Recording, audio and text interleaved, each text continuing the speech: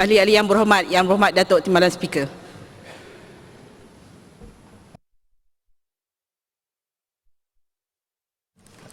Assalamualaikum warahmatullahi wabarakatuh. Ahli yang berhormat, persidangan disambung semula. Jemput Nusa Jaya. Keras sikit. Assalamualaikum warahmatullahi wabarakatuh. Terima kasih pada Yang Berhormat Datuk. Nak gula-gula? Serak. Terima kasih. Kerana sedikit masa lagi, Yang Berhormat Datuk Speaker. Jadi kesimpulan dia, penduduk-penduduk di kawasan Taman-Taman Lebuh Raya Skudai Pontian tadi, terutama yang sebagai contoh penduduk daripada Taman Pulau Indah tadi, dia kena keluar rumah sebelum 6 suku untuk pergi bekerja.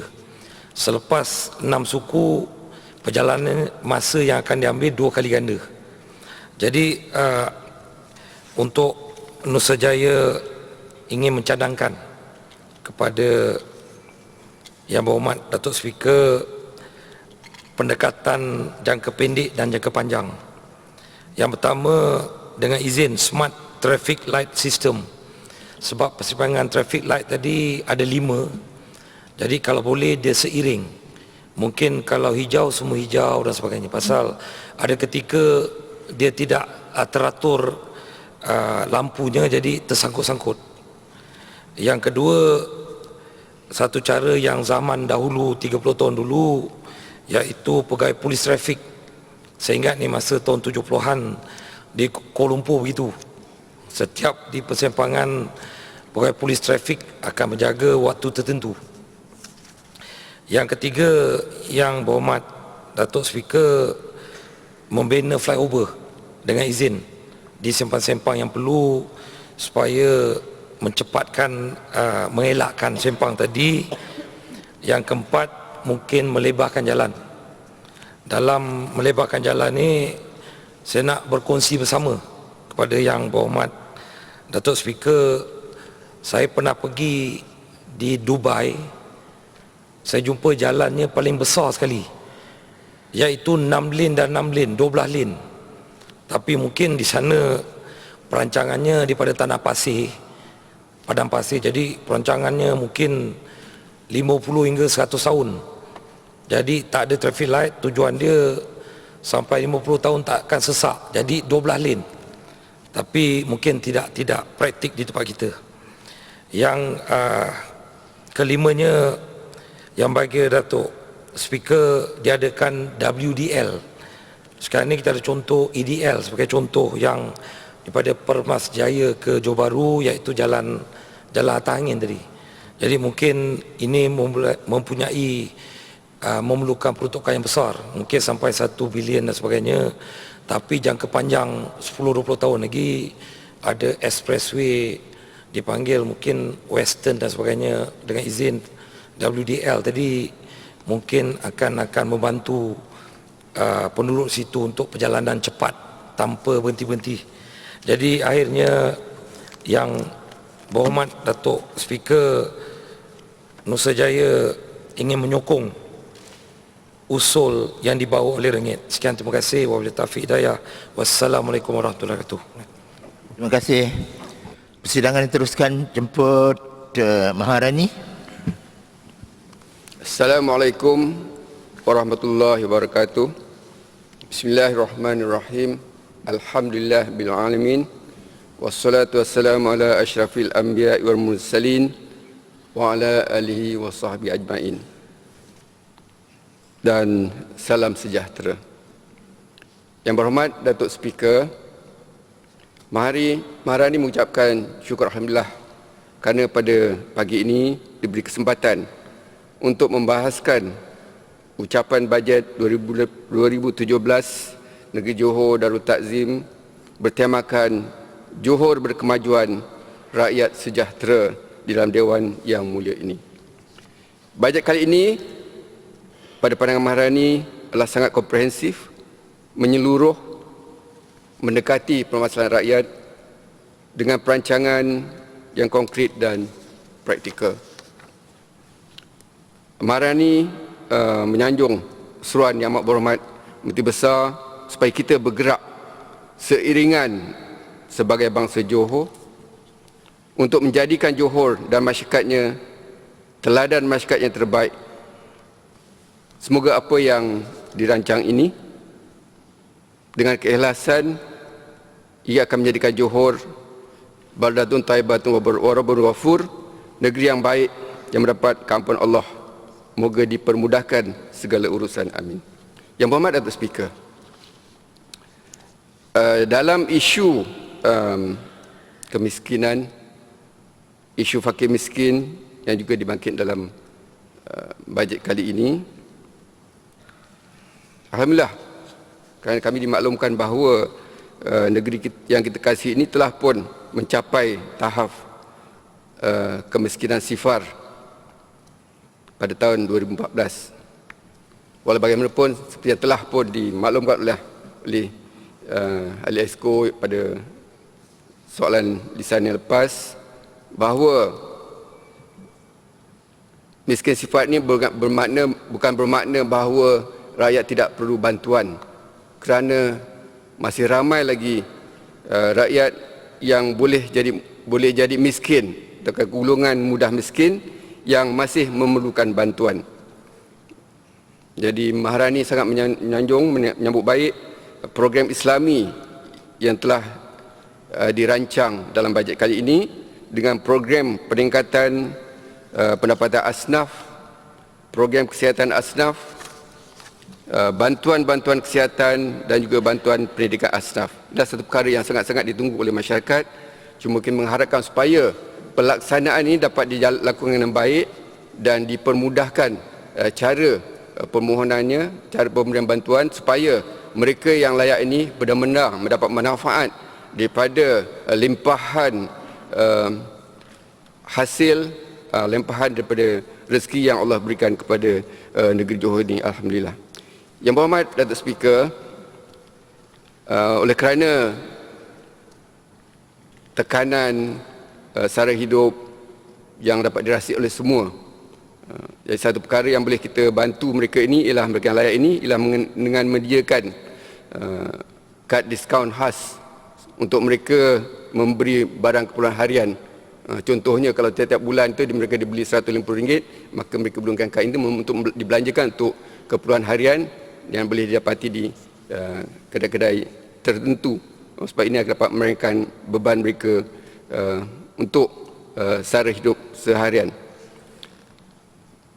Kalau kita lihat kos sara hidup ini sebenarnya telah melibatkan dengan adanya, terutama dengan adanya GST, melibatkan seluruh masyarakat tak kira kaya dan miskin. Dan baru-baru ini saya agak terkejut juga bila pergi ke Pejabat Pos, saya diberitahu nak beli stamp, dia kata stamp pun dah kena GST. Dia kata bila? Mulai Oktober yang lepas, stamp pun dah kena GST. Jadi yang gunakan stamp ni bukan orang kaya saja, semua orang memerlukan perhubungan dengan menggunakan stamp. Jadi nampaknya keadaan bertambah tekan, perkara yang mudahnya sedikit ini pun rupanya menjadi hasil pada negara. Jadi harapkan supaya hasil yang dipungut ini dapat dipulangkan kepada rakyat dengan seadil-adilnya. Yang mana Datuk Speaker, kita juga bersyukur kerana Jabatan Kebaikan Masyarakat masih lagi meneruskan bantuan kepada mereka yang layak. Cuma setakat ini kalau BRIM pun telah dinaikkan nilainya hingga ke 1,200, maka sudah selayaknya lah peruntukan untuk Jabatan Kebaikan Masyarakat ini ditambah lagi supaya bantuan bulanan dan juga sara hidup dan lain-lain, bantuan orang tua dan lain-lain sebagainya dapat ditambah daripada, kalau contohnya yang maksimum 300 bolehlah tambah hingga RM350 contohnya, supaya dapat meringankan beban mereka yang disahkan memerlukan bantuan oleh pihak Jabatan Kebajikan Masyarakat. Walau bagaimanapun, masalah yang ataupun masalah yang dihadapi oleh penerima bantuan ini, biasanya kalau dia jumpa dengan YB tu, dia kata YB bulan ini saya cocok kad saya kat bank, duit tak keluar. Dia tanya ke pejabat, dia kata peruntukan belum sampai. Jadi kami mengharapkanlah mereka ni, walaupun bantuan itu tidaklah diwajibkan diberi secara tetap tepat masa je, tetapi seeloknya berilah peruntukan itu sepenuhnya supaya mereka dapat menggunakan peruntukan ini tepat pada waktunya. Kalau kita pun allowance tak masuk ke, gaji tak masuk pada tarikh yang dah ditentukan, kadang-kadang dah sampai masuk untuk bayar bil-bil tertentu, untuk bayaran-bayaran tertentu, maka kita pun terasa tertekan. Malahan pula mereka yang miskin ini sudah tentulah mereka sangat-sangat memerlukan bantuan. Yang mana, Datuk Speaker, satu lagi masalah yang dihadapi oleh, terutama kalau kita dapati mereka yang golongan muda, inilah masalah keberapan. Ini boleh menyebabkan bukan mungkin tak miskin, tapi mereka menjadi miskin atau mudah miskin. Kerana mengikut laporan dibuat oleh Timbalan Menteri Keuangan, pada tahun 2015 seramai 18,457 kes kebangkrapan. Dan ini melibatkan mereka yang di bawah umur 40, maka inilah satu sangat menyedihkan. Dan di antara punca-puncanya ialah, yang terutama ialah pinjaman peribadi. Yang nampaknya lebih, kalau kita lihat elan-elan, sangat mudah untuk didapati, terutama kaitan kerajaan dan badan berkanun. Itulah target mereka, dan apabila dimudahkan, maka tarikan untuk meminjam itu terlalu tinggi. Yang kedua sekali adalah sewa beli kenderaan. Kita lihat anak-anak muda sekarang, mereka yang bekerja, keutamaan mereka apabila bekerja, kenderaan. Sampai satu peringkat, mereka tak boleh bayarnya, dan ini adalah akan menyebabkan mereka menerima masalah kemudiannya. Dan masalah juga ini akan terpikul oleh mereka yang menjadi penjamin juga. Jadilah cara untuk menyelesaikannya lah, kita perlukan pendidikan dan juga supaya khususnya anak-anak muda ini kenalah tukar gaya hidup, jadi ikut kemampuan dan juga untuk keperluan. Yang Mohd Datuk Speaker, dalam isu pendidikan, alhamdulillah lah, saya dapati bahawa kerajaan negeri Johor ini akan melakukan kajian dan semakan sukatan pendidikan sekolah agama di negeri Johor ini. Ini satu perkara yang sangat baik, kerana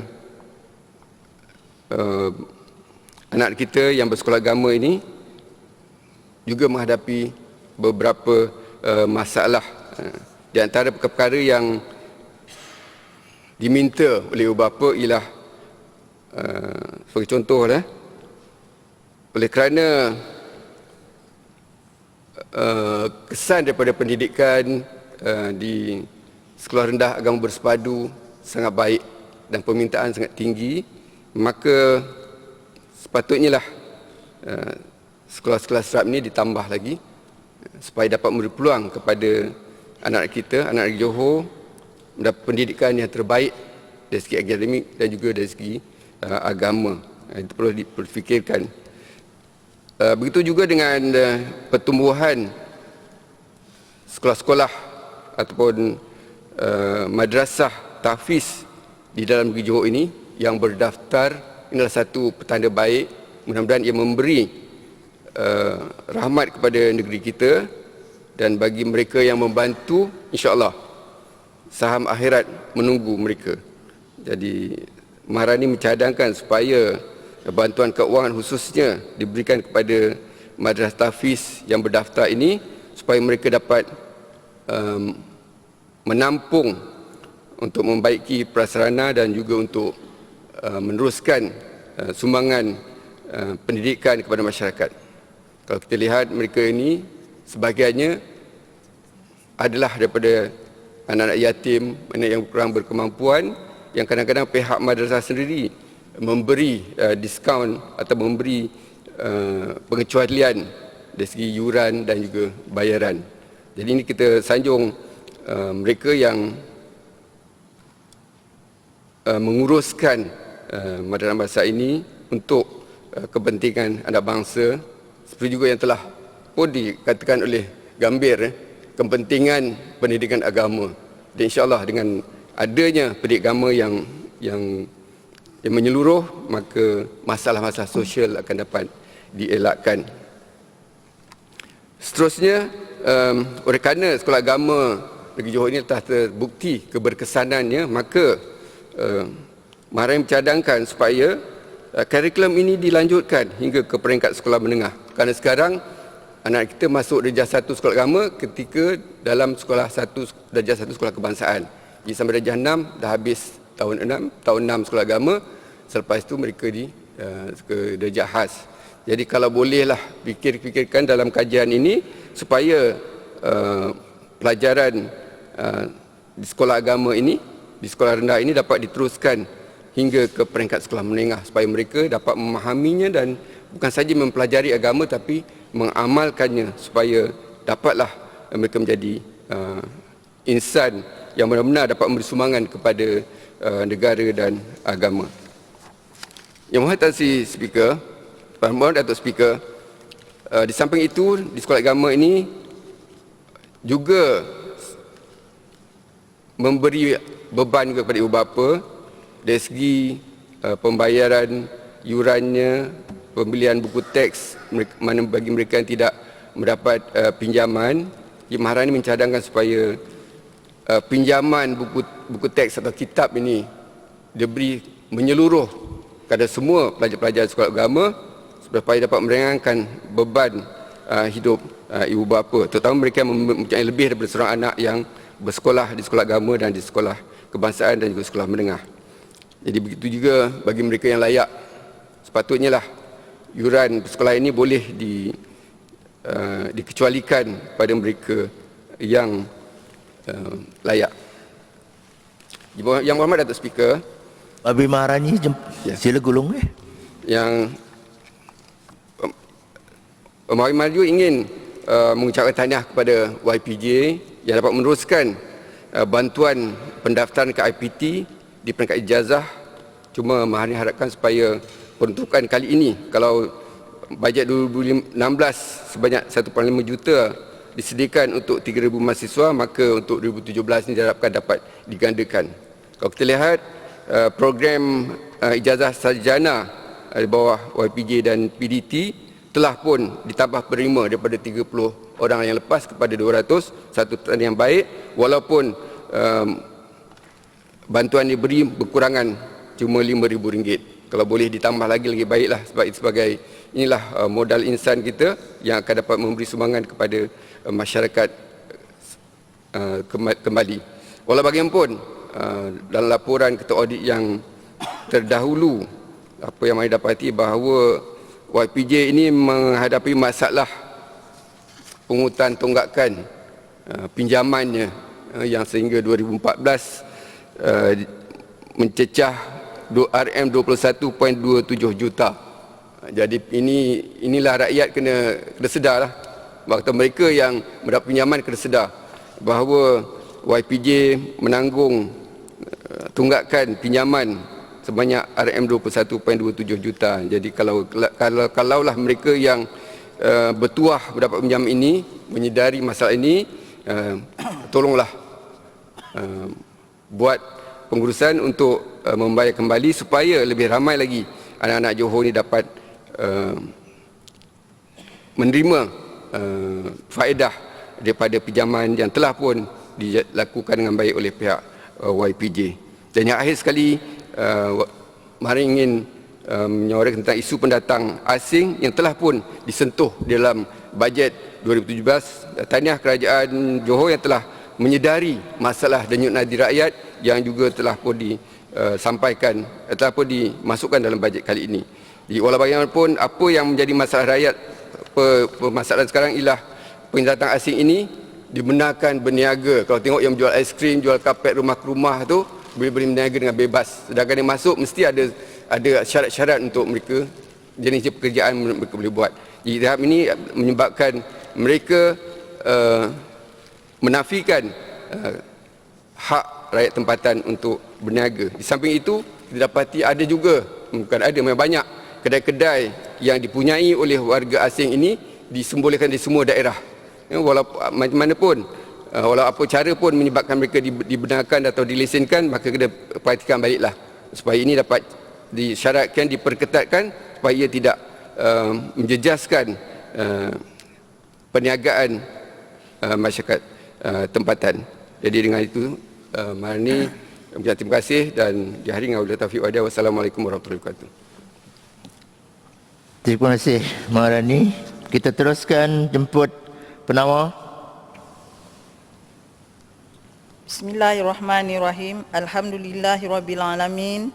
Wassalatu wassalamu ala asyrafil anbiya'i wal mursalin wa ala alihi wa sahbihi ajma'in. Assalamualaikum warahmatullahi wabarakatuh. Salam muafakat Johor. Yang berhormat Tan Sri Speaker, Yang berhormat Datuk Speaker, setinggi-tinggi penghargaan dan terima kasih penawar rakamkan atas kesempatan dan ruang yang diberikan untuk penawar bersama berbicara dengan gembira di atas bentangan bajet negeri Johor 2017 dengan tema yang cukup jelas, Johor berkemajuan, rakyat sejahtera, lengkap dengan penjelasan dan 3 misi yang tersendiri. Bajet yang mengambil kira pandangan dan pendapat, pemikiran pelbagai pihak yang mencakupi setiap perkara supaya ianya dapat dirasai oleh setiap lapisan masyarakat. Tuan umpama terang rembulan, tumpahkan cahaya, serlahkan sinaran, kasihkan rakyat tiada sempadan, bajet dibentang sempurna olahan. Syabas dan tahniah yang amat berhormat Menteri Besar yang menerajui kepimpinan negeri yang terus memikirkan bagaimana rupa, bagaimana rasa rakyat bawahan menjalani kehidupan seharian, lalu memastikan bajet yang dirangka dengan teras yang menjadi selangka dan belikat dan digubal agar menjadi pelindung kepada tulang rusuk dan dada. Hasilnya akan mewujudkan kemakmuran material dengan wujudnya banyak peluang pekerjaan hasil pelaburan yang datang ke negara ini. Salah satu titik sentuhan bajet 2017 di antara fokus yang diberikan ialah mengurus kebergantungan pekerja asing dengan mempertimbangkan 4 perkara. Kajian terperinci keperluan pekerja asing, pelan rasionalisasi buruh, dasar menggalakkan pengambilan pekerja tempatan, kerjasama penguatkuasaan dengan kerajaan persekutuan. Salah satu dari 4 cara tersebut ialah dasar menggalakkan pengambilan pekerja asing. Tahniah kepada Yang Amat Berhormat Menteri Besar yang memahami kebimbangan rakyat dalam kebanjiran pekerja asing.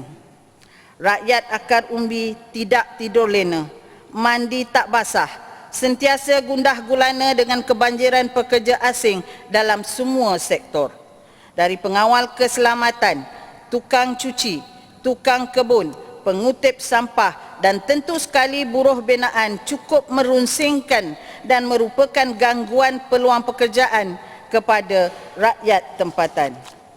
Ternanti-nanti jentayu terbang, sayang terkurung di atas kayangan, tercari-cari rembulan terang, sayang terlindung di tirai hujan. Marilah kita lihat kembali undang-undang kecil yang perlu disemak, penguatkuasaan yang serius supaya bidang-bidang yang saya sebutkan tadi tidak diisi oleh pekerja asing keterlaluan kecuali buruh binaan dan buruh ladang. Jangan kerana gaji kepada pekerja asing lebih murah sehingga kita mengenepikan anak negeri sendiri. Rakyat di bawah mengharapkan agar mereka yang mendapat rezeki sebagai bos kepada bidang kerja ini, lihatlah anak negeri. Kita kongsi sama-sama rezeki yang ada, mudah-mudahan banyak berkatnya. Barulah biduk lalu kiambang bertaut. Yang Amat Berhormat Menteri Besar bentang dengan misi, visi, strategi dan tentunya dengan dana yang menerima dan melaksana ikutlah apa yang dihasratkan. Jadilah muafakat yang membawa berkat, jadilah muafakat yang membawa selamat. Yang Berhormat Datuk Speaker, penawar ingin merakamkan tahniah di atas keprihatinan Yang Amat Berhormat dalam misi kedua, kesejahteraan sosial. Dari rumah hinggalah ke tandas, semuanya difikirkan oleh Kerajaan Barisan Nasional untuk rakyat. Mudah-mudahan dengan bajet RM300,000 bagi program My Beautiful Malaysia oleh PBT akan terus meningkatkan kualiti kebersihan serta kesedaran rakyat akan tahap kebersihan yang sangat-sangat dituntut oleh agama kita. Marilah kita sama-sama mengajak rakyat di bawah sana bersama menyambut hasrat baik ini. Adalah diharapkan program ini akan menampakkan hasil yang cantik melebihi RM yang diperuntukkan. Setinggi-tinggi tahniah juga kepada GLC Negeri Johor yang cukup komited untuk merealisasikan pembinaan pelbagai rumah dalam agenda pembinaan rumah negeri Johor. Mudah-mudahan mereka yang diberi amanah akan dapat melaksanakannya dengan jujur agar program-program pecah tanah untuk membina rumah bagi rakyat negeri Johor tidak berterabur dan menyulitkan keadaan pentadbiran. Pantau selalu pembinaan, selesai awal masalah, insya-Allah kerja-kerja menjadi mudah. Yang Berhormat Datuk Speaker, keperkasaan insan adalah perkara yang meliputi rohani dan jasmani setiap anak negeri. Pelbagai program meliputi sukan, pendidikan, kemahiran, ekonomi, agama, kesihatan, sosial dan juga pelbagai jumlah perbelanjaan disusun atur bagi memastikan dari ibu mengandung hingga ke usia emas, dari yang berada hingga ke asnaf, dari yang sempurna hingga kepada OKU dapat merasakan bahawa bajet 2017 ini dapat mensejahterakan rakyat segenap lapisan anak negeri bagi membina Johor yang berkemajuan. Yang Berhormat Datuk Speaker, dengan 3 misi, 6 strategi, marilah sama-sama kita memanfaatkan peruntukan yang diperuntukkan mengikut kebitaraan masing-masing dalam persiapan menghadapi PRU. Dengan bentangan dan pelaksanaan bajet 4 tahun lalu, diharapkan rakyat dapat menilai kesungguhan Kerajaan Barisan Nasional dalam mengurus tadbir negeri ini. Apa lagi yang tidak dilaksanakan? Dengan kerjasama agensi, dengan wakil rakyat yang kerap bersama membantu rakyat walaupun ada 2 atau 3 perkara yang tercecer. Itu bukanlah alasan untuk rakyat memilih calon-calon yang hanya ada 2 minggu sewaktu pilihan raya berlangsung. Yang Berhormat Datuk Speaker, penawar merakamkan terima kasih kerana Sungai Lebam dimasukkan dalam Plan Kecemasan Empangan. Mudah-mudahan Sungai Papan juga akan terus dipelihara walaupun bekalan air rapid telah beroperasi. Tidak salah kita mensyukuri dan menjaga sumber-sumber sedia ada. Yang Berhormat Datuk Speaker, tahniah juga dengan peruntukan RM 2 juta dan padanan RM100,000 untuk 20 buah koperasi bagi membuka IMCorp, dan diharapkan barang-barang yang ada di kedai-kedai ini juga diteliti dan diambil perhatian.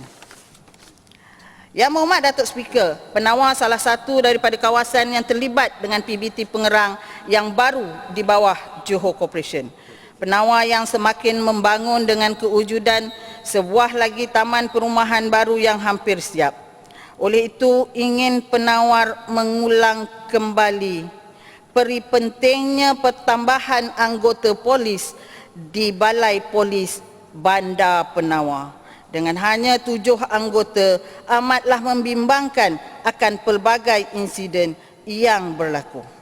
InsyaAllah, Taman Penawar Harmoni di bawah Kejora, tahniah Kejora, dengan rumah komuniti jenis A 131 unit harga RM40,000, jenis B 211 unit harga RM80,000, 112 unit RM150,000 dan semi D 32 unit dengan harga 350K serta kedai 170K sebanyak 65 unit.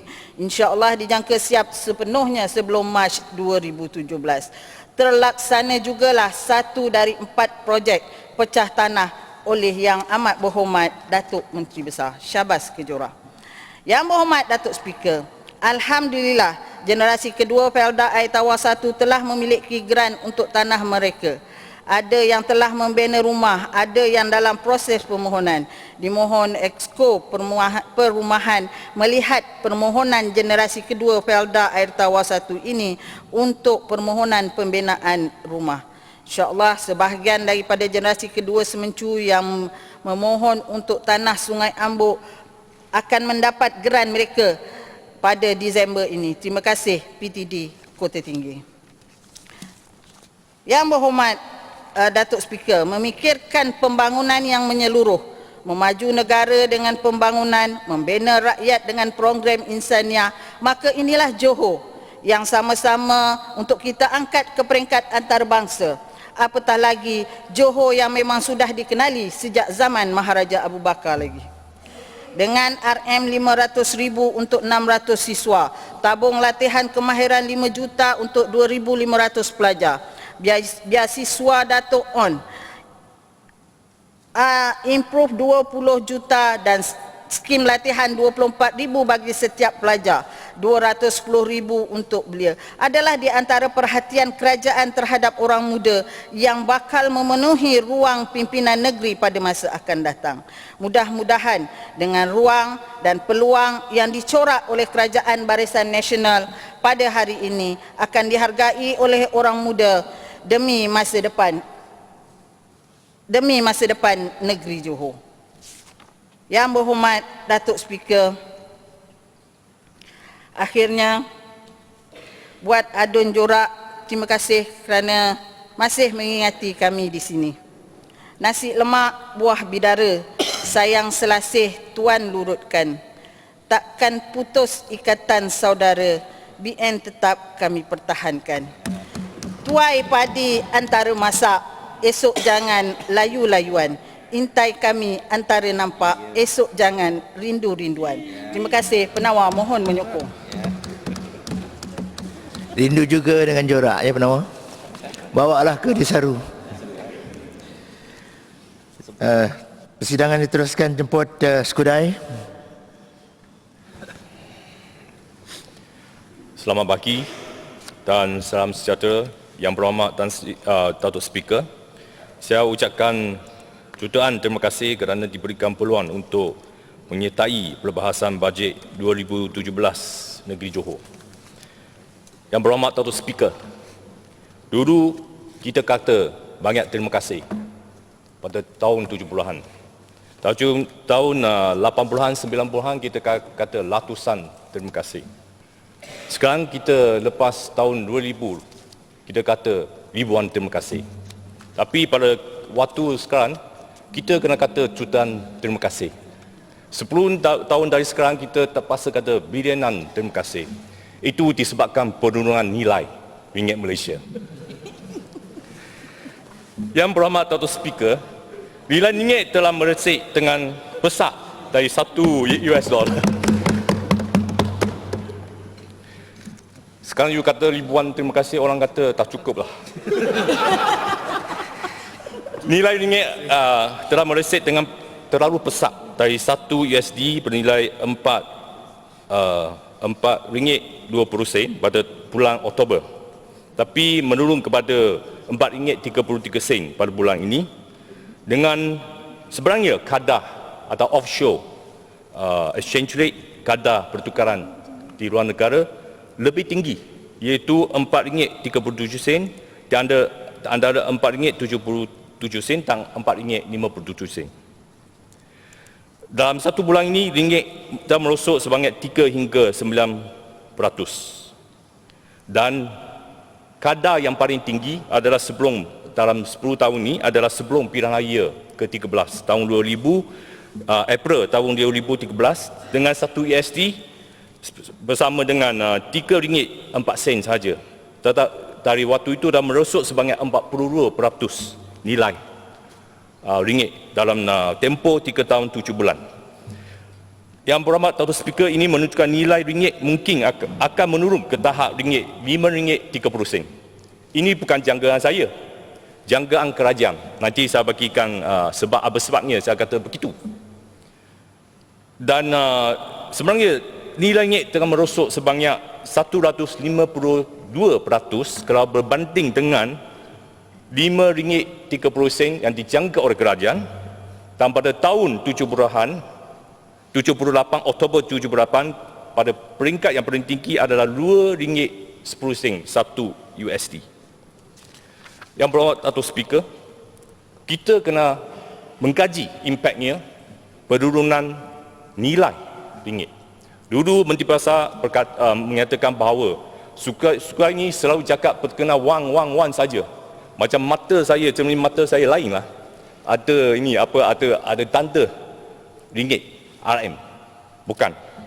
Sebab nilai ringgit itu amat penting. Saya kata nilai itu terbayang oleh masa kita nak cakap terima kasih pun.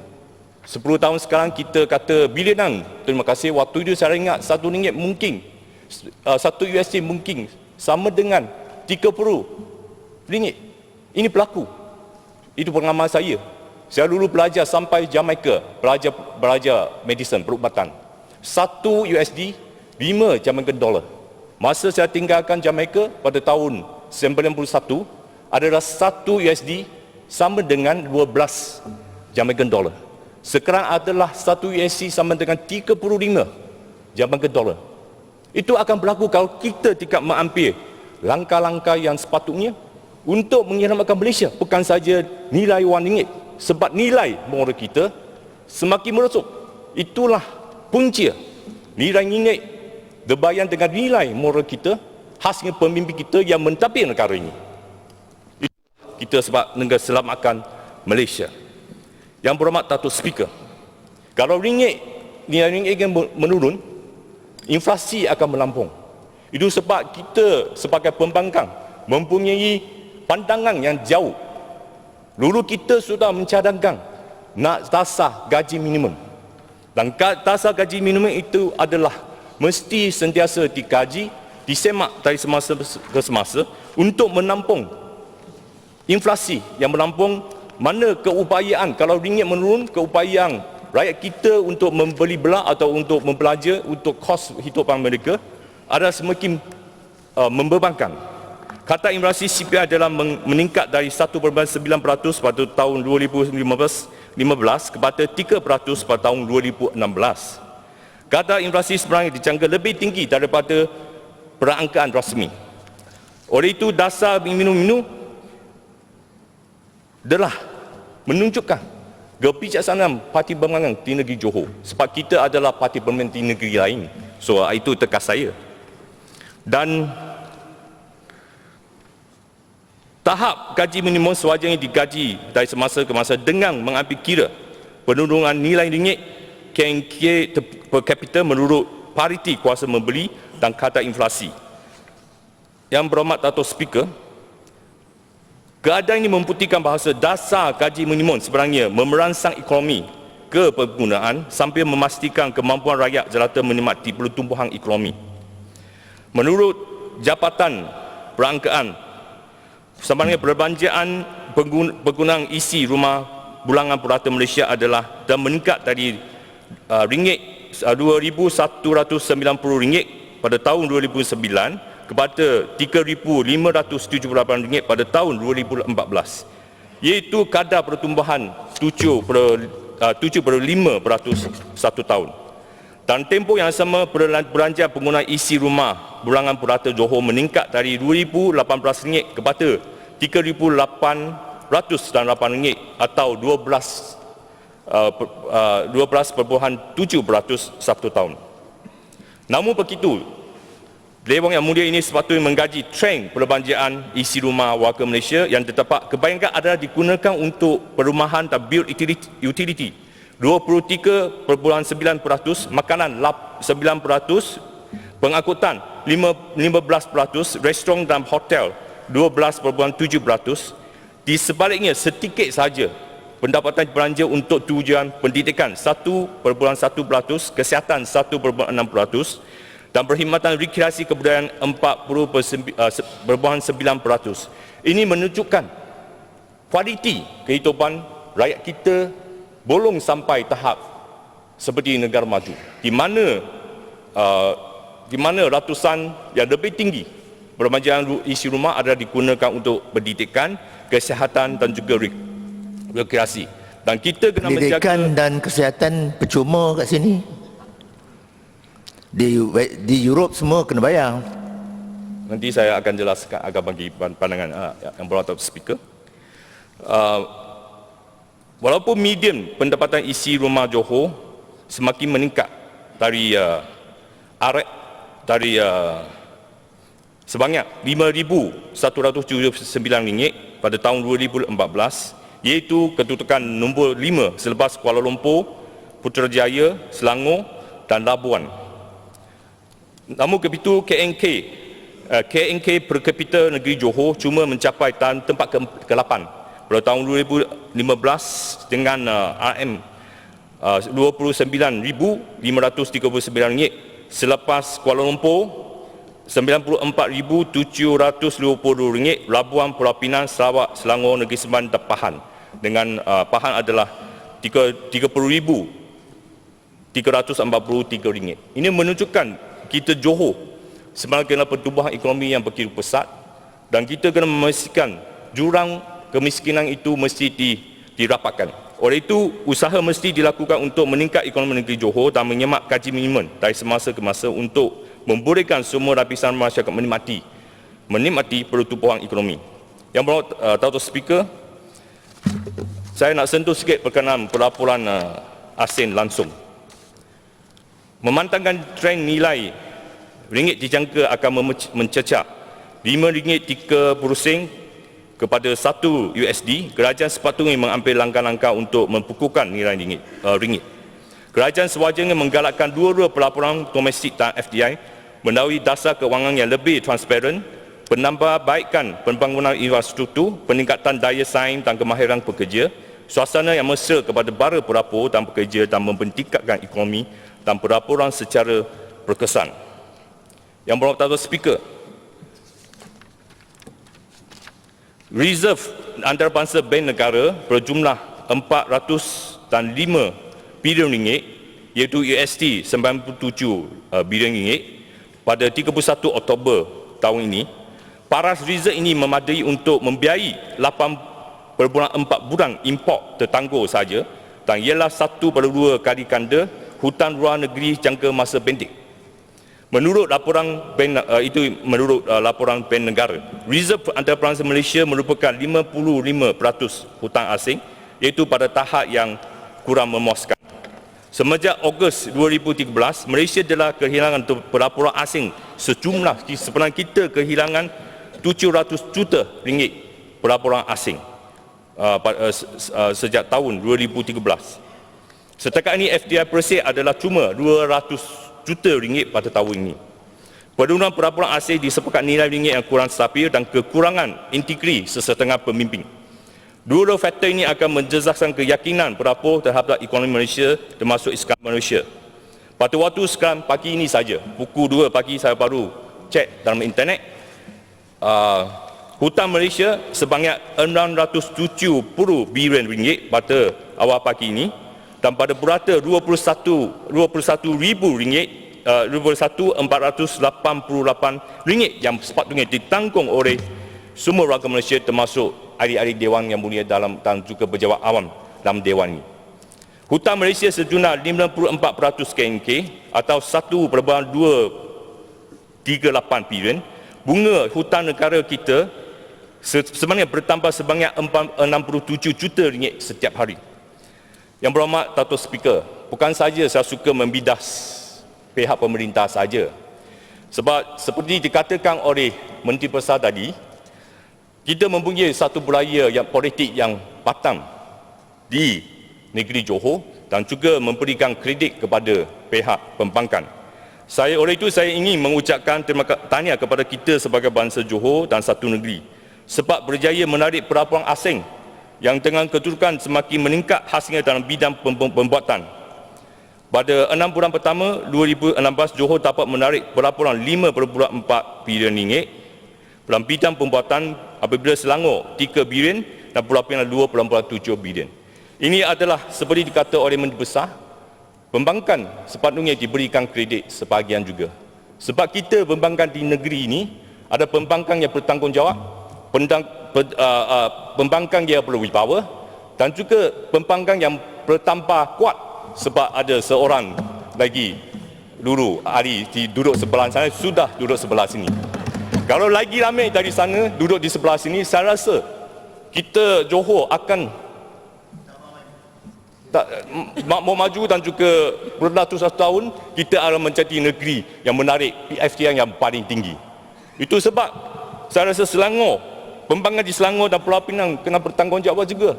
Sebab mereka tak bikin gereja, tak tahu macam mana menjadi pembangkang yang matang dan juga bertanggungjawab dan berwibawa, memperbaiki penarikan FDI walaupun ekonomi pada keseluruhan dan juga FDI pada satu negeri itu menurun.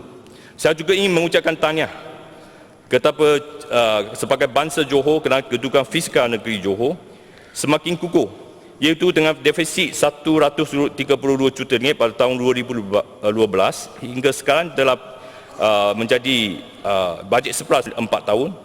Reserve kerajaan negeri pun meningkat 145% dari 1.45 bilion ringgit kepada 3.56 bilion ringgit pada waktu ini. Ini adalah usaha kecepatan pembangkang di negeri Johor yang berkesan dan juga kita sentiasa berusaha memperingatkan kerajaan supaya mengawal status kewangan kerajaan secara berhemah. Dan dulu ada berbatangan kerajaan yang selama 8 tahun pun tidak pernah menyerahkan penyata kewangan kepada ketua audit negara.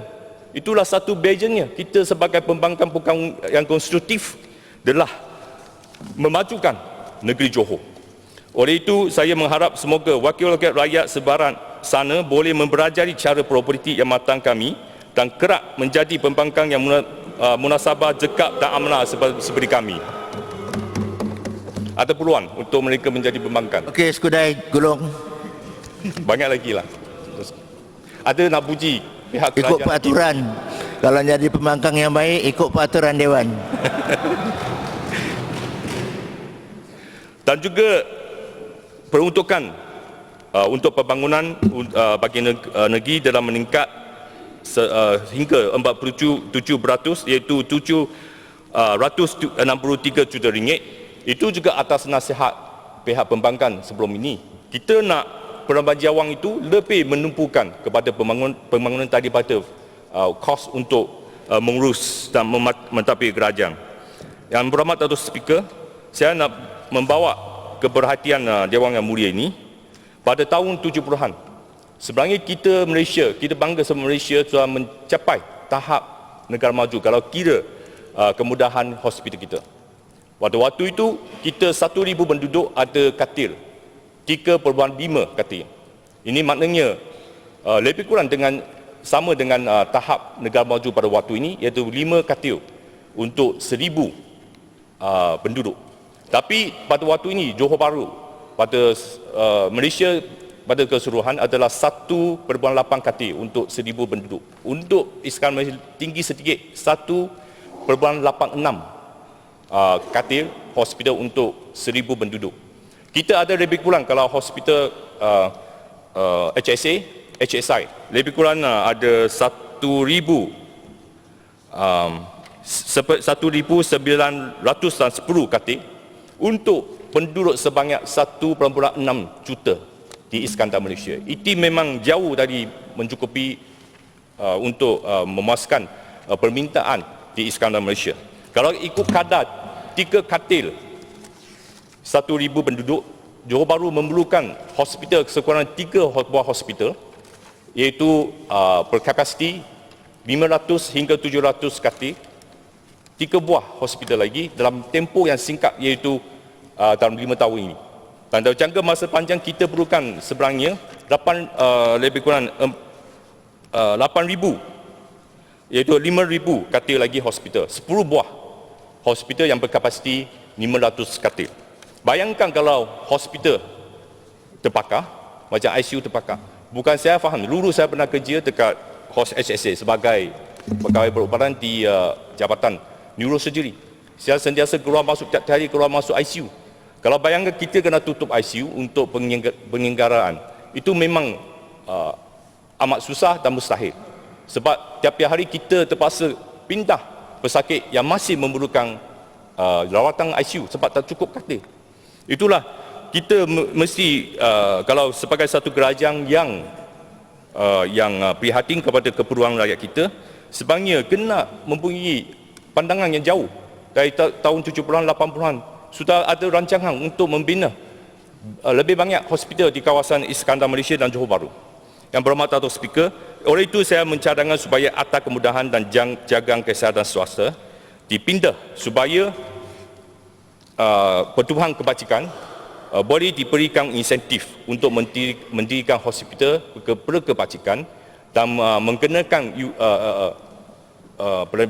perbelanjaan perubatan dengan di antara hospital swasta mungkin lebih sedikit mahal daripada hospital kerajaan. Sebab kapasiti hospital kerajaan tidak mampu lagi untuk menampung permintaan pesakit di seluruh negara. Kita kena mengakui fakta itu dan juga cuba melaksanakan satu insurans komprehensif untuk semua warga Malaysia selain daripada SOCSO.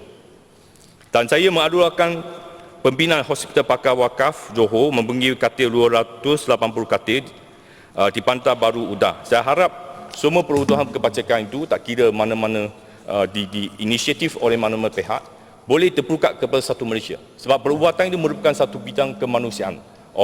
Dengan izinnya humanitarianism. Kita bukan sebab beza ideologi atau agama atau kaum, tapi itu merupakan satu peluang di mana kita boleh menyatu patukan semua manusia, semua warga Malaysia dan satu bangsa Johor.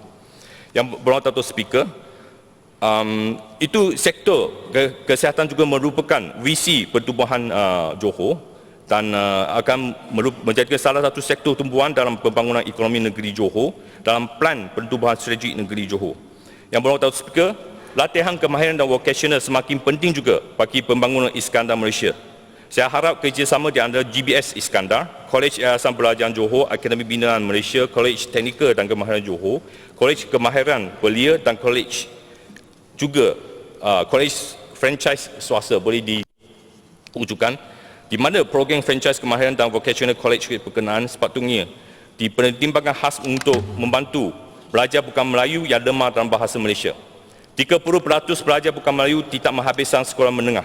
Jika mereka terbiar dalam pasaran pekerjaan, mereka tidak akan mendapat pekerjaan yang lumayan atau menjadi penganggur sebaik saja meninggalkan sekolah. Pengangguran akan memupuk jenayah, mengancam keselamatan komuniti dan juga menjejaskan pembangunan sosial setempat. Oleh satu sistem latihan kemahiran vocational boleh diwujud dengan memperpanjangkan sistem latihan vocational kerajaan supaya dijadikan lebih ahli dalam sesuatu komuniti.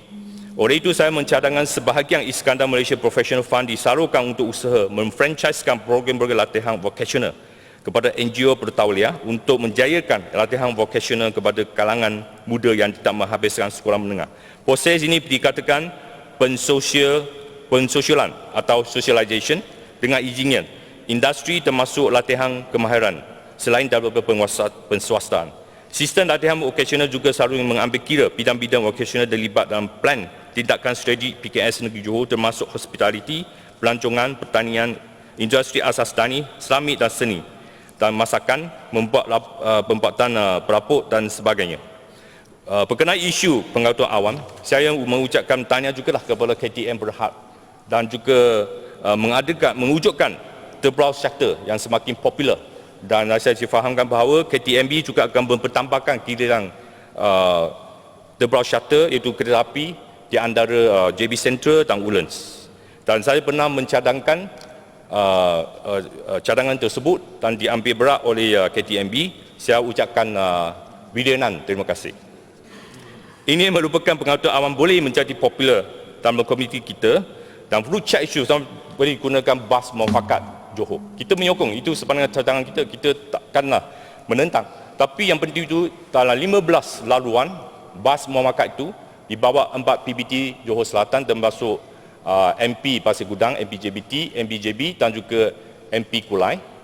Cuma 2 laluan yang sebenarnya melalui JB Central. Saya harap itu perlu dikaji, cadangan saya perlu dikaji di mana setiap PBT itu khasnya bagi penduduk, tumpuan penduduk yang bekerja di Singapura boleh mengadakan laluan yang sampai ke JB Central khasnya pada waktu pagi dan waktu petang, waktu sibuk yang mereka pergi atau balik kerja.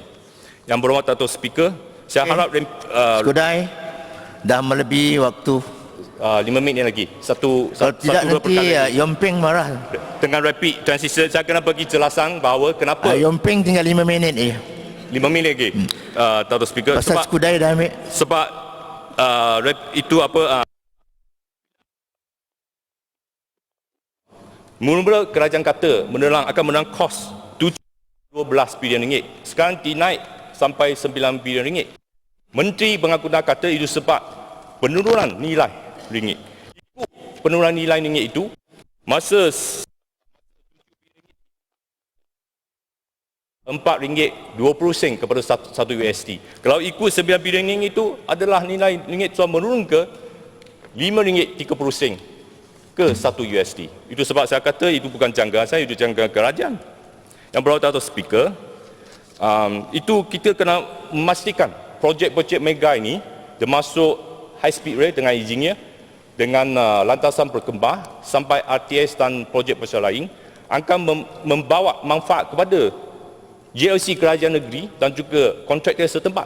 Setahu saya cuma bandar Malaysia itu, ikut kiraan saya, KPRJ mempunyai lebih kurang equity 24%. Dan untuk high speed rail, pengurusan itu di tangan 100% di tangan syarikat MOF, Kementerian Kewangan. 1 sen kita pun tak dapat untuk GLC kerajaan, dan juga kita tak jelas lagi sama ada double track itu, rail itu adalah sebahagian itu diberikan kepada GLC dan juga kontraktor setempat. Sebab itu melalui akan mengambil tanah negeri Johor dan juga memberikan servis dan mengutik tol daripada kita. Oleh itu, Dato' Speaker, untuk mempertikankan yang penting itu ialah 2 lebuh raya, iaitu lebuh raya Desaru, Senai Desaru dan juga lebuh raya Pasir Gudang. Telah di penerbangan itu telah mengurangkan sesakat trafik di lebuh raya Pasir Gudang. Saya harap kita bukan sahaja Pasir Gudang dan juga Desaru, lebuh raya Desaru, Senai Desaru, kadang perlu diperbaiki. Sebab kita memang orang kata permukaan jalan itu lebih macam lautan, berompak-ompak. Lagi ada separuhnya perjalanan itu adalah 2 lorong saja, itu bukan lebuh raya. Dan juga lebuh raya Utara Selatan PAS, sepatutnya selama-lamanya menggutik tol. Tapi kita pergi sampai Seremban, sampai sekarang Melaka pun, ke Seremban dan Kuala Lumpur, adalah 8 lorong lebuh raya.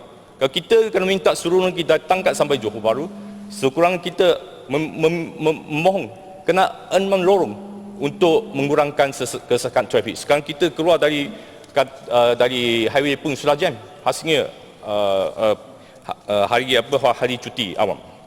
Yang berhormat Dato' Speaker, saya membawa ke perhatian Dewan Yang Mulia ini, saya dimaklumkan oleh sebuah NGO iaitu Pendatang Asing di Pengerang berniaga secara tanpa permit. Dan kita harap Jabatan Imigresen akan mengambil tindakan untuk membuat siasatan dan mengenakan hukuman yang sepatutnya. Dan di sebaliknya, nelayan Pengerang itu yang kehilangan rezeki kena diberikan latihan kemahiran yang baru dan juga rezeki yang baru. Yang berhormat Dato' Speaker, satu perkara lagi, saya sebab kita seperti dikatakan yang amat berhormat Menteri Besar, bangsa Johor adalah satu konsep yang inklusif dan ada pusat-pusat hiburan yang persatuan pusat hiburan yang maklum pada saya.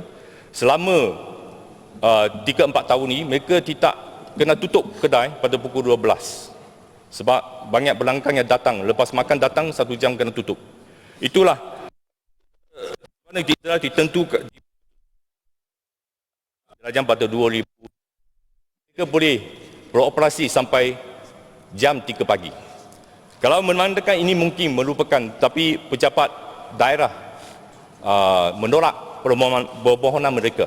Tapi walaupun ini memandangkan mungkin dipandangkan sebagai satu isu yang sensitif, tapi kita boleh ambil contoh pada antara bangsa lain. Di Dubai boleh dibuka sampai di Doha jam 3 pagi. Abu Dhabi boleh sampai jam 3.30 pagi. Oleh itu saya rasa ini bukanlah satu isu yang sensitif kerana kita memandang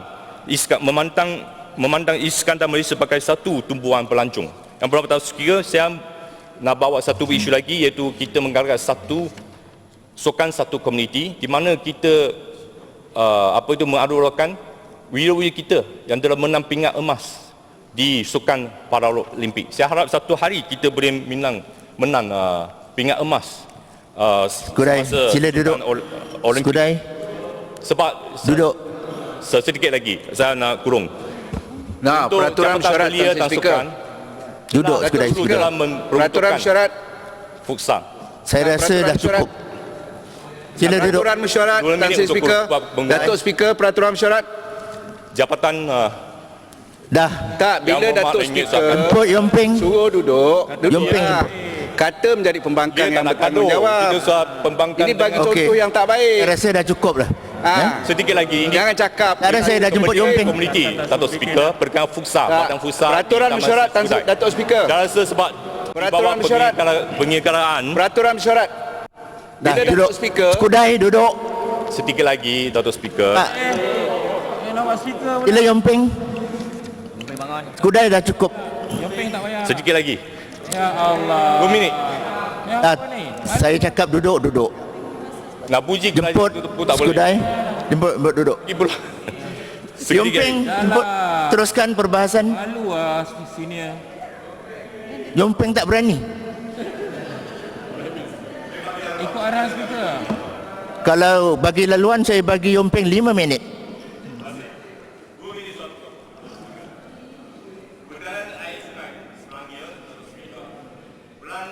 Plan huru hara 7 Sungai Skudai telah dilaksanakan tahun 2014-2015. Skudai cuma senyap saja sebab kita nak bagi peluang untuk Exco yang berkenangan untuk menunjuk kepercayaan beliau, menunjuk komitmen beliau untuk menyelesaikan masalah ini. Tapi masa saya pergi Sungai Johor ambil air, sembah air sebab loji rawatan Skudai telah berhenti beroperasi disebabkan pencemaran air sungai. Saya ditegur sebab dia kata saya merayau ke kawasan orang lain. Nampaknya Exco ini tak buat kerja sebab dia tak tahu lagi bekaran air di Skudai Kulai sekarang bukan dari loji rawatan sungai Skudai lagi, sebab dari sungai Johor. Sebagai wakil rakyat, kita ambil air sampel untuk buat keputusan menentukan sebabnya, tapi setakat ini belum ada separuh tindakan diambil. Tak ada penggilang yang kenakan tindakan didakwa dalam mahkamah. Barulah sekarang kita ada termasuk kawasan Kulai dan Skudai tak ada air untuk 3 hari pada bulan Julai. Barulah dia nak berdialog dengan pengirang dan barulah dia nak buat pemantauan dan tak ada penguatkuasaan ini. Itu bukan nak cakap apa, sebab kita janjian dulu kata kita kawan, jangan lawan banyak sangat. Dan Dah 2 minit. Okey. satu lagi, saya ada hadiah untuk Exco Kesihatan dan Alam Sekitar melalui Datuk Speaker, iaitu buk guru nama saya telah digunakan 10 tahun untuk meninjau semua sungai di negeri Johor. Saya nak hadiahkan kepada Exco Kesihatan dan Alam Sekitar melalui Datuk Speaker. Terima kasih. Harap beliau bermula bekerja hari ini Okey dah. dan saya bagi hadiah buk nama saya. Sekian, terima kasih. Cutan. Okey, Yomping. Terima kasih. 5 minit.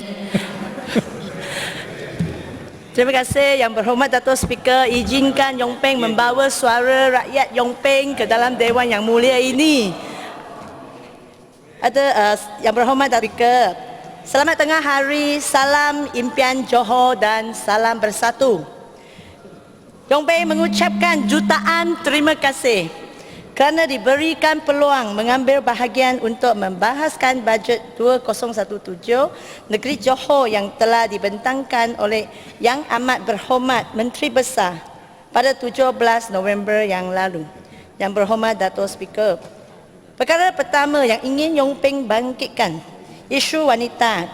Kerana nampaknya bajet 2017 tidak banyak menyentuhi dasar-dasar wanita. Yong Peng berpendapat bahawa kerajaan negeri perlu ada rancangan yang strategik untuk meningkatkan peratus wanita dalam tenaga kerja. Salah satu langkah yang boleh diambil untuk menggalakkan wanita terus bekerja ialah memastikan pusat penjagaan kanak-kanak di Johor adalah boleh didapati dengan senang dan mampu dibiayai. Walaupun taskah adalah satu dalam bidang kerajaan persekutuan, Yong Peng percaya kerajaan negeri boleh turut memainkan peranan dalam usaha ini. Yong Peng ada 3 cadangan kepada kerajaan negeri. Pertama, kerajaan negeri perlu menubuhkan sebuah unit khas di bawah portfolio wanita yang memberi tumpuan kepada pembangunan taska dan tadika di negeri Johor. Unit ini boleh bekerjasama dengan kerajaan persekutuan, pihak swasta serta NGO yang berkaitan untuk membuat dasar dan rancangan serta menjadi one-stop center kepada pengusaha-pengusaha taska di Johor.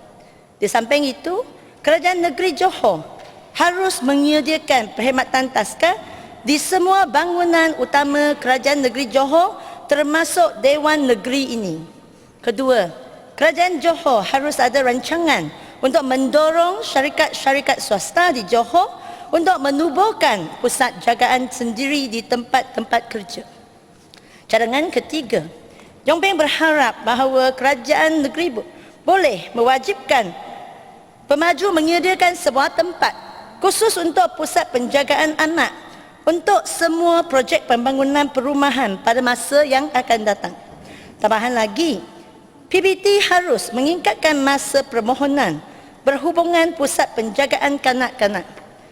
Yang Berhormat Dato' Speaker, selain pusat penjagaan kanak-kanak, Yong Peng juga ingin membangkitkan perkara lain mengenai golongan wanita.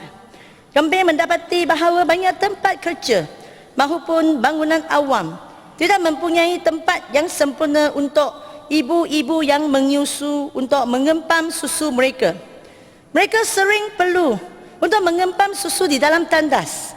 Pada pendapat Yong Peng adalah tidak wajar makanan bayi dikendalikan dalam tandas. Yong Peng menyeru kerajaan negeri supaya menyediakan satu rang menyusu dan ia perlu berasingan daripada tandas. PBT juga perlu memastikan ini menjadi satu syarat wajib bagi projek-projek masa depan.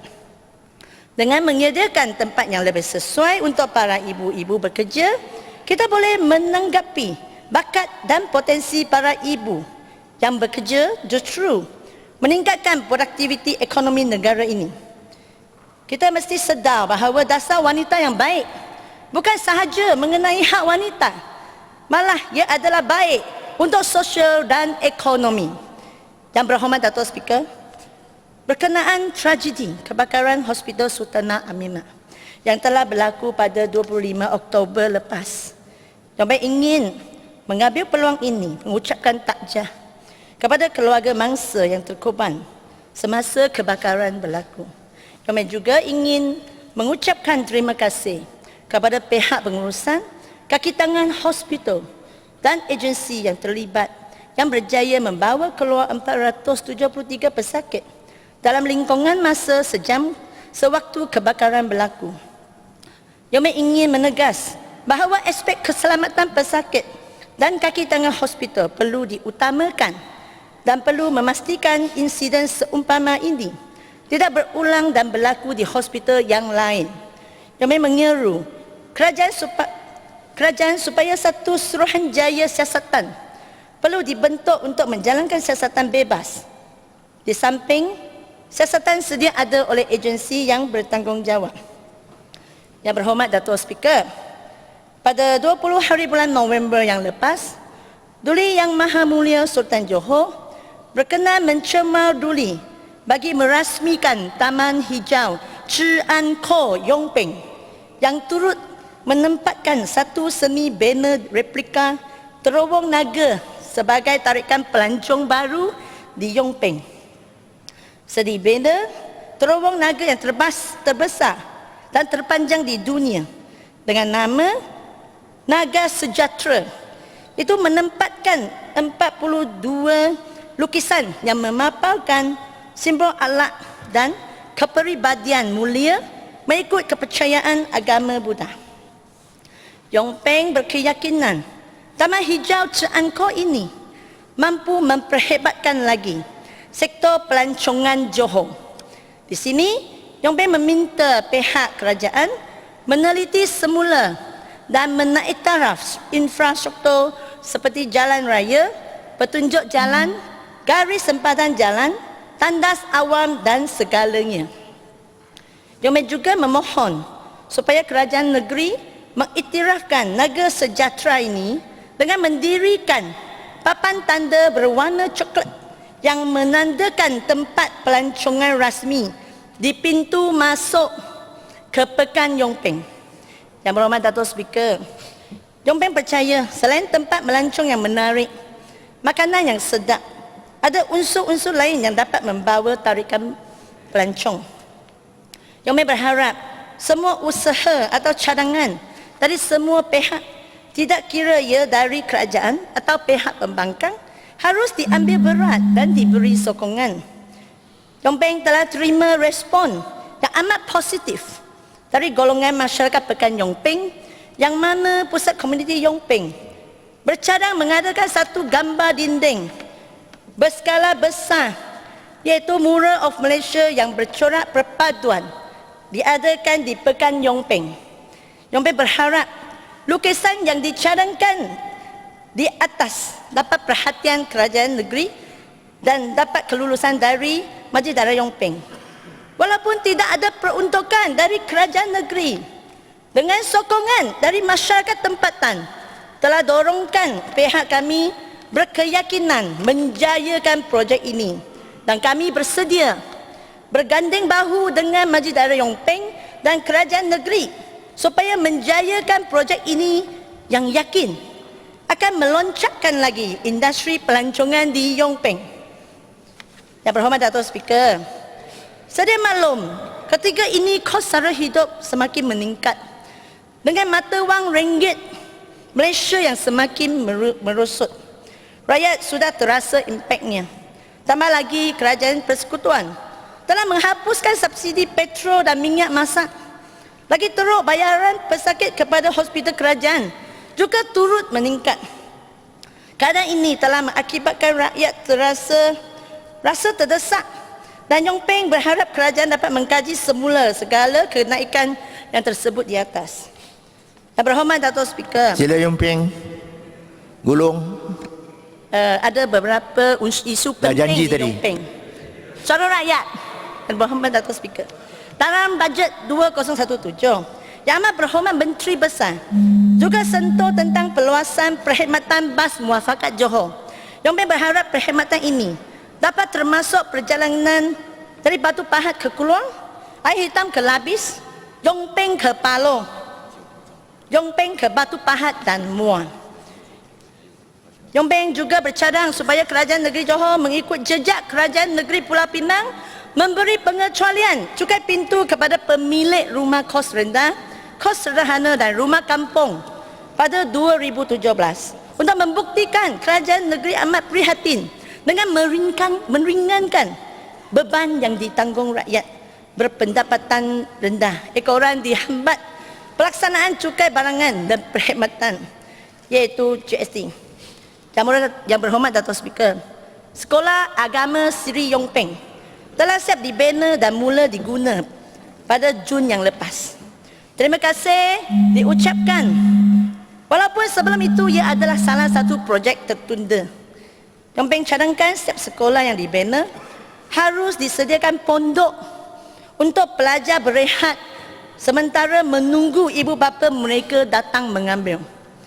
Untuk maklumat Dewan Yang Mulia ini, sekolah agama ini disiap tanpa pondok dan penduduk tempatan yang terpaksa cari dana dan membina pondok sendiri. Yang berhormat Dato' Speaker, jabatan ke sekolah agama ini juga amat sempit dan berharap pihak kerajaan dapat melebarkan jabatan tersebut demi keselamatan pelajar-pelajar di sekolah tersebut. Yang berhormat Dato' Speaker, pada 3 hari bulan September, JKR telah melakukan kerja selenggara di Jabatan Sungai Bekok, Jalan Muar di Pekan Yong Peng. Kerja ini telah mengakibatkan kesesakan jalan yang amat teruk. Yang berhormat Dato' Speaker, hanya satu jambatan yang dapat membawa penduduk menyeberangi Sungai Bekok di Pekan Yong Peng.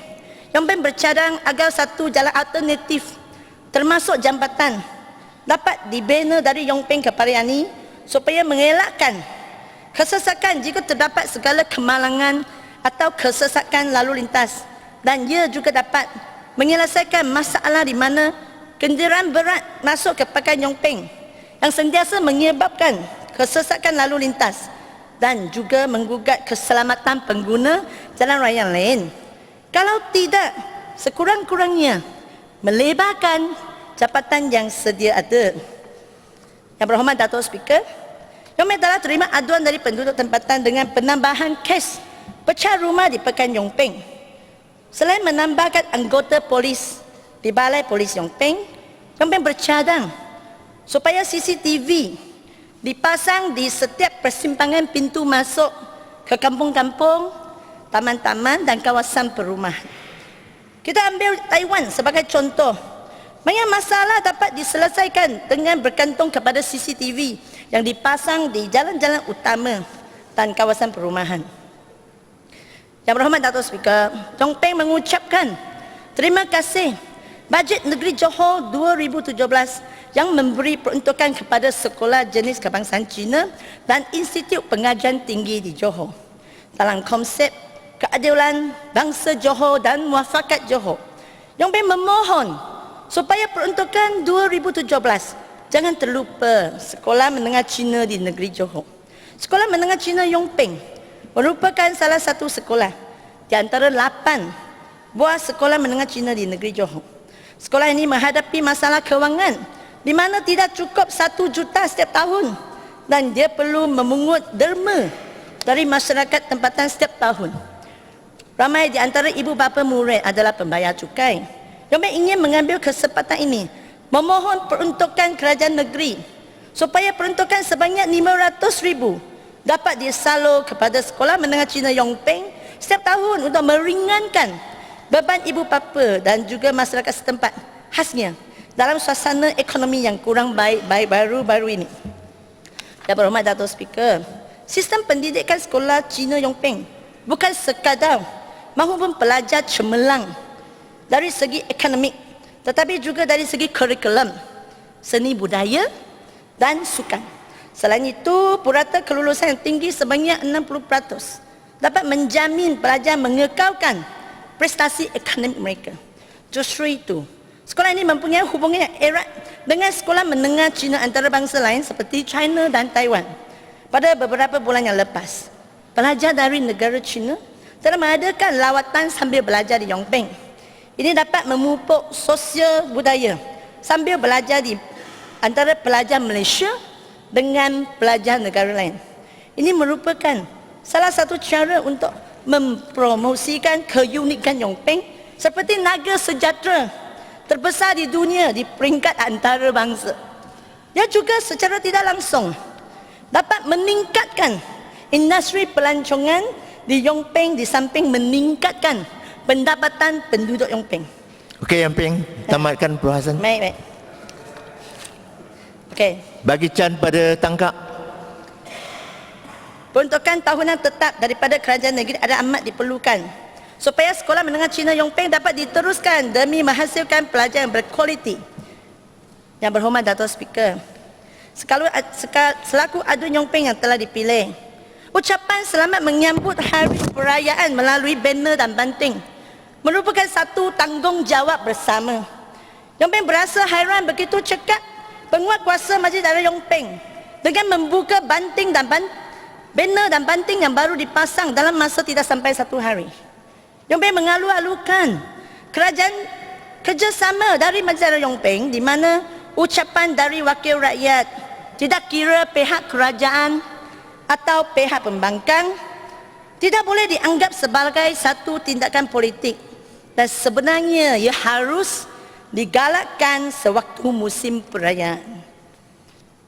Yang berhormat Dato' Speaker, isu-isu yang dibangkitkan di Dewan Yang Mulia ini sebenarnya bertujuan untuk kebaikan bersama dan demi kebajikan rakyat jelata. Bukan sekadar mainan politik semata-mata. Justru itu Yong Peng menyeru pihak kerajaan hendaklah memandang positif apa jua isu yang dibangkitkan sekiranya ia berasas. Marilah bersatu memajukan negeri yang kita cintai ini. Tidak mungkin kami akan membawa isu-isu yang tidak relevan dan akhirnya akan menjerat kami sendiri. Semuanya dilakukan adalah atas keperluan dan kehendak rakyat semua. Yang berhormat Dato' Speaker, akhir sekali, Yong Peng menyeru pihak kerajaan mengambil perhatian isu-isu yang Yong Peng bangkitkan dalam ucapan tadi. Tidak kira kita di sebelah pembangkang atau kerajaan. Memberi khidmat untuk keselesaan dan kesejahteraan rakyat adalah tanggungjawab bersama. Yang berhormat Dato' Speaker, sekian ucapan Yong Peng. Terima kasih. Okey, perbahasan diteruskan. Sila tangkap. Terima kasih Yang Berhormat Dato' Speaker. Selamat tengah hari dan selamat sejahtera. Tangkap ucapkan kepada Yang Berhormat Speaker dan juga ahli-ahli Dewan Negeri yang berada di Dewan ini. Yang Berhormat Dato' Speaker, tangkap ingin mengambil kesempatan ini untuk mengucap terima kasih kepada pegawai-pegawai jabatan dan juga kaki tangan awam negeri Johor atas usaha dan kerja keras mereka selama ini, kerana tanpa korban mereka, negeri yang kita cintai ini tidak akan mencatat prestasi yang begitu cemerlang seperti sekarang. Malangnya, selepas mereka menyumbangkan tenaga dan masa mereka demi kesejahteraan negeri kita, hak asasi sebagai rakyat mereka telah diancam selepas Yang Amat Berhormat Menteri Besar membuat kenyataan bahawa mereka perlu menyokong kerajaan yang memerintah. Tangkap hendak mengingatkan Yang Amat Berhormat Menteri Besar, tanggungjawab kaki tangan awam adalah melaksanakan kerja-kerja seharian yang ditetapkan oleh kerajaan, iaitu menjalankan tugas tanpa mengira sikap partisan dengan membelakangi amanah dan arahan yang telah diberikan. Tetapi dalam memilih dan menyokong mana-mana parti politik adalah hak peribadi mereka dan pihak pemerintah tidak berhak untuk membuat sebarang sekatan. Yang Amat Berhormat Menteri Besar juga mengatakan dalam ucapan bajet 2017 tentang negeri Johor merekodkan kadar kemiskinan sifar dalam bandar dan luar bandar. Tapi dalam sesi soal jawab semalam, Esko mengatakan pula kadar kemiskinan sifar yang disebut oleh Yang Amat Berhormat Menteri Besar adalah merujuk kepada miskin tegar. Dan Johor masih mempunyai ramai lagi dalam keadaan miskin dan mudah miskin. Oleh itu, tangkap ingin mendapatkan penjelasan daripada pihak kerajaan, adakah golongan miskin dan mudah miskin tidak ambil kira dalam kadar kemiskinan yang dibentang oleh Yang Amat Berhormat Menteri Besar? Kalau bukan, adakah berbangna Yang Amat Berhormat Menteri Besar telah mengelilukan Dewan Yang Mulia ini pada hari Khamis yang lalu? Yang Berhormat Dato' Speaker, kos sara hidup semakin meningkat disebabkan keadaan ekonomi semasa dan kejatuhan nilai ringgit kebelakangan ini. Rakyat terpaksa menanggung kos yang lebih tinggi dalam hidup seharian mereka kerana pendapatan mereka tidak naik ketika harga barang naik. Mengikut rekod BRIM, Johor mempunyai 889,636 penerima, iaitu di tangga kedua jumlah tertinggi penerima di seluruh negara. Oleh itu, kerajaan diminta menangani masalah ini bagi mengurangkan beban kos sara hidup yang semakin meningkat dan semoga rakyat tidak hidup dalam keadaan tekanan yang begitu berat. Tangkap dengan ini, sekali lagi ingin mencadangkan supaya kerajaan Johor menimang dengan serius apa yang telah dibangkit oleh YB Yong Peng tadi untuk menanggungkan cukai-cukai harta bagi rumah kos sederhana, rumah kos rendah, rumah flat, rumah pangsa kos rendah dan sederhana. Mengikut jawapan yang dibekalkan, jumlah rumah-rumah kos rendah dan sederhana dalam negeri Johor adalah lebih kurang 140,000 buah. Maksudnya, kalau kerajaan negeri Johor dapat tanggung cukai-cukai harta mereka, 140,000 keluarga akan dimanfaatkan. Selain daripada itu, kerajaan juga diminta supaya memberikan peluang-peluang berniaga untuk mereka yang ingin menambah pendapatan, termasuk memudahkan proses permohonan lesen penjaja dan lesen penjaja bergerak seperti food truck dengan izin, menambahkan tapak-tapak gerai dan ruang perniagaan. Sebagai keikhlasan kerajaan negeri Johor dalam bantuan kepada penjaja-penjaja yang berpendapatan rendah, Tangka juga cadangkan kerajaan negeri menanggung bayaran lesen penjaja pada tahun 2017 yang berharga lebih kurang RM120 setiap lesen setiap tahun. Yang berhormat Datuk Speaker, Yang Amat Berhormat Menteri Besar dalam ucapan bajet 2007 pada 17 November lalu juga membentangkan strategi mengurangkan kos sara hidup. Antaranya ada program pertanian rakyat dan pemberian air percuma. Peruntukan sebanyak RM400,000 telah disediakan dalam melaksanakan program pertanian rakyat yang mengarahkan rakyat menghasilkan bahan makanan sendiri. Tetapi bagi mereka yang tinggal di kawasan taman-taman perumahan, macam mana mereka boleh tanam makanan ataupun bahan makanan memandangkan kawasan tempat dulu mereka dalam keadaan yang tiada tanah lapang lebihan. Apakah bantuan yang kerajaan negeri boleh beli kepada golongan ini? Tambahan lagi, petani-petani makanan seperti petani sayur yang sedia ada di negeri Johor menghadapi masalah kekurangan tempat menanam sayur. Masalah ini mengakibatkan hasil-hasil sayur selalu berlaku kekurangan. Bolehkah kerajaan menggunakan tanah yang sesuai untuk petani-petani tersebut ataupun menyewakan tanah reserve kerajaan yang tidak diguna kepada mereka? Kedua, kerajaan negeri meluaskan penerima air percuma kepada golongan dalam senarai IKASE dari 2,892 penerima pada tahun ini kepada 5,000 penerima pada tahun 2017. Soalannya, berapa jumlah sebenarnya dalam senarai IKASE negeri Johor? Kalau boleh, mintalah berikan jawapan secara terperinci mengikut jumlah di setiap daerah. Keputusan kerajaan memperuntukkan 20 juta ringgit untuk membeli rumah mampu milik yang akan ditawarkan kepada rakyat yang layak melalui skim sewa beli amat dialu-alukan. Walaupun dengan peruntukan ini cuma mampu menyediakan 200 hingga 300 lebih buah rumah dalam skim ini, Tangka berharaplah skim ini boleh diteruskan dan diperluaskan pada masa yang akan datang di setiap daerah yang mempunyai keperluan. Cara dan syarat permohonan skim ini juga diharapkan dapat diumum kepada kami dan seluruh rakyat Johor. Yang berhormat Datuk Speaker, menurut satu laporan pada bulan Jun ini, Johor telah mencatatkan kedatangan pelancong seramai 6.95 juta orang melawat negeri kita. Tahniahlah kepada Jabatan Pelancongan Negeri Johor, dan kita percayai jumlah pelancong ke Johor akan meningkat lagi. Kerajaan negeri dalam bajet 2017 juga berhasrat mempelbagaikan produk industri tanpa asap ini dan ingin menjadikan Johor sebagai tempat melancong yang lebih menarik. Kami sedia maklum bahawa pelancong dan pengunjung sekarang terdiri daripada banyak golongan yang berlainan. Trend yang paling popular sekarang adalah free and easy dengan izin, iaitu pelancong melancangkan perjalanan mereka sendiri tanpa mencari ejen pelancongan. Mereka biasanya akan mendapatkan informasi pelancongan sesuatu tempat dari laman web.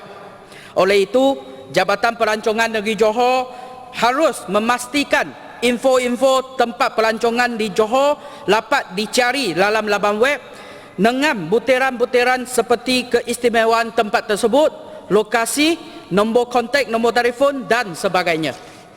Kebanyakan perancong free and easy ini melawat ke Johor adalah melalui Tambak Johor, lapangan terbang Senai dan ada juga dari jeti-jeti di seluruh Johor.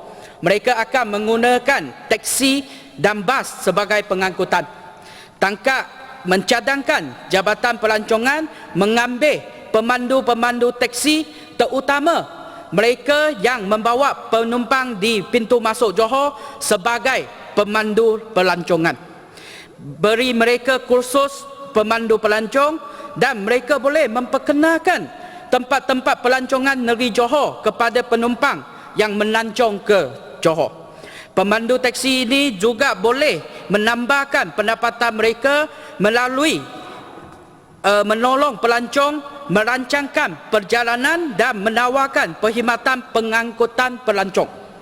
Kerajaan juga ingin membuka caravan park dengan izin di seluruh negeri. Tetapi penjualan caravan di negara kita ini tidak banyak. Kebanyakan caravan adalah diupasai dari kereta MPV. Masalah ialah mengikut gadis panduan pengupasuaian kenderaan yang ditetapkan oleh JPJ, ia tidak termasuk mengubahsuai MPV kepada karavan, iaitu setakat sekarang ubahsuai MPV menjadi karavan adalah haram. Oleh itu, satu lagi masalahnya keselamatan tapak karavan serta bekaran air dan bekaran tenaga elektrik juga akan menentukan projek caravan park ini boleh berjaya ke tidak. Apakah pandangan dan penyelesaian Jabatan Pelancongan Negeri dalam ketiga-tiga masalah ini? Yang Berhormat Datuk Speaker, kami menghargai tindakan kerajaan negeri dalam bantuan kewangan untuk memair pulih sekolah-sekolah jenis kebangsaan Tamil dan Cina yang kebanyakan terdiri daripada sekolah bantuan modal. Masyarakat Tamil dan Cina terpaksa menanggung kos yang tinggi untuk membayar bil air, bil elektrik untuk dewan dan kantin sekolah setiap bulan. Dan yang paling membebankan mereka adalah cukai tanah yang begitu tinggi. Tangkap menyeru kerajaan supaya memudahkan ke semua permohonan-permohonan kadar cukai nominal RM1 setahun yang telah disetujui oleh Kerajaan Negeri Johor dalam Majlis Mesyuarat Kerajaan pada 14 Jun 2006. Minta kerajaan umumkan berapa banyak permohonan yang telah diterima sepanjang 10 tahun ini, berapa permohonan telah diluluskan dan berapa lama masa diambil untuk meluluskan permohonan tersebut. Sekali dengan jumlah permohonan penghapusan cukai tunggakan cukai tanah sekolah bantuan modal yang telah diluluskan dan jumlah cukai penghapusan terbabit. Yang Berhormat Datuk Speaker, selepas program Zero Pothole Kementerian Kerja Raya dilancarkan, kita bersyukur kerana lubang-lubang jalan yang membahayakan telah dibaiki dalam masa yang singkat. Kita juga selalu nampak kereta rondaan konsesi syarikat meronda di jalan utama. Ia dapat mengurangkan berlaku kemalangan yang disebabkan oleh kerosakan jalan raya. Tugas mereka termasuk penyelenggaraan bahu jalan, perabot jalan raya, jambatan, pembetong, parit dan pemeriksaan Tangkap sila duduk.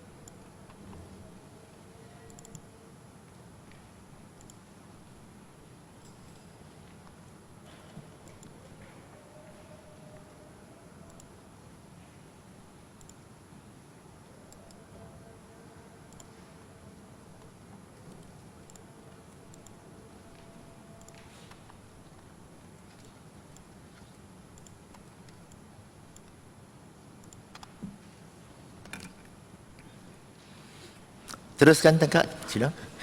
Terima kasih Yang Berhormat Datuk Speaker. Jadi syabaslah JKR.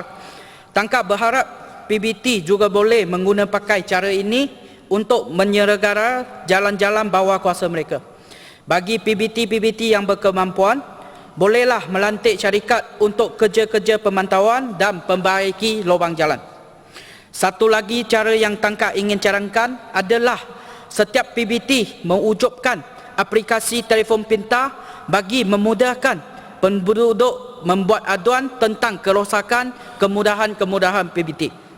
Projek menaik taraf Jalan J23 yang menyambungkan daerah Tangkak dan Sekamat sedang dijalankan. Tetapi sebahagian jalan dari Bandar Tangkak ke Jementah yang belum dimudahkan masih sangat bahaya. Jalan yang bengkang-bengkok dan sempit adalah suatu ancaman yang besar kepada pengguna-pengguna jalan raya. Tangkap meminta pihak berkenaan boleh melebarkan sedikit jalan tersebut, terutama di beberapa selekor yang besar secepat mungkin. Yang Berhormat Datuk Speaker, rancangan pembinaan Tempatan Banjir di Kampung Sialang Lalam Tangkak dipercayai boleh menyelesaikan masalah banjir kilat yang sering berlaku ketika hujan lebat di sekitar kawasan termasuk kampung seberang Gajah Tangkak. Semoga projek ini juga akan sekaligus menyelesaikan masalah banjir kilat di kawasan anak Sungai Kesang yang bernama Sungai Tangkak. Kampung-kampung terjejas adalah Kampung Pengkalan Besar dan Kampung Seri Mamuk Tangkak. Pada tahun 2007, Jabatan Perancangan Bandar dan Desa Johor telah merancang untuk menubuh satu kawasan perindustrian makanan halal di Bukit Kangkar, daerah Tangkak. Kerja-kerja pengisian tanah telah siap pada tahun yang sama. Tapi sehingga hari ini masih belum nampak ada kirang di Mina. Adakah rancangan tersebut telah terbengkalai? Berapakah kos yang telah digunakan pada tahun 2007 dalam persediaan tapak tersebut? Yang Berhormat Datuk Speaker, menurut ucapan bajet 2007 yang amat berhormat Menteri Besar, jumlah reserve negeri setakat sekarang adalah sebanyak 3.43 bilion ringgit dan bajet 2017 dijangka akan dapat lebihan sebanyak 1.3 juta. Wang reserve dan lebihan bajet ini pasti cukup untuk menampung cadangan-cadangan yang telah diudarakan oleh Tangkak tadi, seperti menyerap cukai-cukai harta rumah kos denda dan sederhana, bayaran lesen-lesen penjajah, memperluaskan skim rumah sewa beli, memberi cukai tanah nominal RM1 kepada sekolah bantuan modal dan menghapuskan tunggakan cukai tanah sekolah tersebut. Yang terakhir, Yang Berhormat Datuk Speaker, kita sama-sama menyaksikan begitu lengkap peralatan-peralatan rakaman di lobi Dewan Negeri pada 17 November lalu ketika Yang Amat Berhormat Menteri Besar membentangkan bajet 2007 dalam Dewan ini. Peralatan tersebut digunakan untuk membuat siaran langsung serentak di radio FM dan juga saluran internet. Tangkak sekali lagi meminta kerajaan negeri membuat siaran langsung setiap hari sepanjang persidangan Dewan Negeri. Kalau katakan kerajaan tidak mampu membuat demikian, Yang Berhormat Datuk Speaker, Tangkak sudah bersedia untuk menawarkan untuk membuat siaran langsung persidangan Dewan Negeri secara percuma dengan syarat kerajaan negeri bekalkan punca audio dan video kepada saya ke semua kos peralatan dan kerja-kerja live stream ataupun siaran langsung akan ditanggung oleh saya sendiri. Dengan syarat gambar Yang Berhormat Terima kasih. Dulu, Terima kasih Datuk Speaker.